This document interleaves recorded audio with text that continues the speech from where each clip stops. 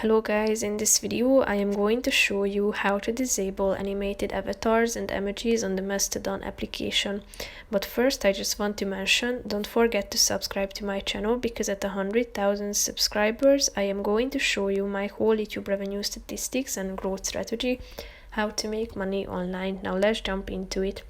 First of all, open the application on your phone. After that, you should click on this account button down below in the right side corner of the screen. Then click on the settings icon in the upper right corner of the screen. And here you can find the disable animated avatars and disable animated emojis features that you can enable easily by clicking on the buttons on the right side next to them.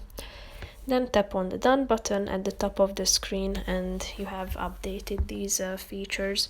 So basically that's it for this video guys. See you in the next one. Bye bye.